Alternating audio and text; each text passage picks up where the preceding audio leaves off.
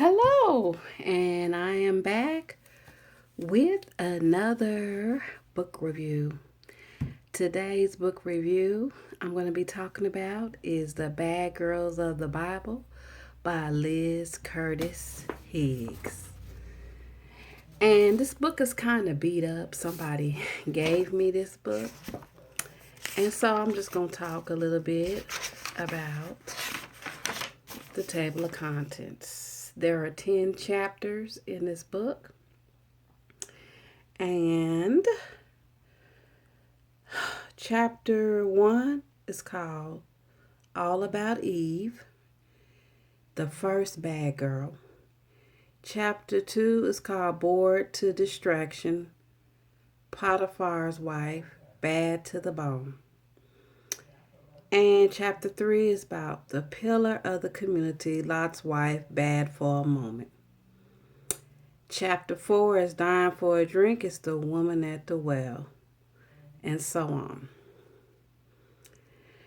5, the first cut is the deepest, Delilah, bad to the bone. 6, generous to fault, Sapphire, bad for a moment. Knocking on heaven's door, Rahab, bad for a season but not forever. 8, friends in low places, Jezebel, bad to the bone. 9, out of step, Michal, bad for a moment. 10, I beg your pardon,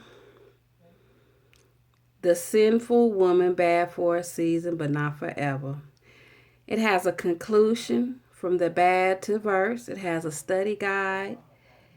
It has notes, acknowledgement, and a chat with Liz. So this total book has about 263 pages with 10 chapters. And so I'm going to talk about chapter 1, All About Evie. Well, in chapter 1, Liz Curtis Higgs tells a very creative modern day story about a woman, and I think her name is Evelyn in this story. And she uses the temptation of being tempted in the sin and everything in the story before she goes in and actually teaches you the story of Eve, which is followed by scriptures. Then after each of the chapter, there is a chapter review. And she asks is what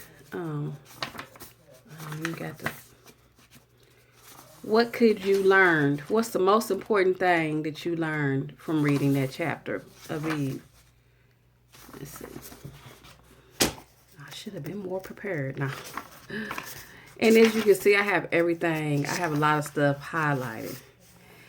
And that's, at the end of each chapter, she has, a question. What's the most important lesson you learned from the story of the mother of bad girls, Eve? And what I put, knowing the word of God, so you won't be fooled. Listening to the wrong voice instead of God's voice.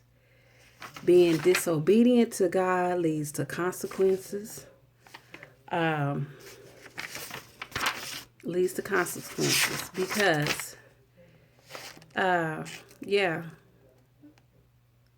leads to consequences. So, knowing the word of God. And don't get into a debate with Satan. Get out. We cannot stop the adversity from whispering in our ears, but we can refuse to listen. We can definitely refuse to respond. No arguing, no debating. Like Eve, we'll come out a loser if we do. Let's stand and resist. Just say no. If he doesn't flee, we can take off running for safety. Safety of the Lord's arms. Submit yourself then to God. Resist the devil and he will flee from you. And that's James 4:7. And then she has scriptures, of course, the word of God, to back it up. And so we all learned that Eve and Adam was disobedient to God. They were told not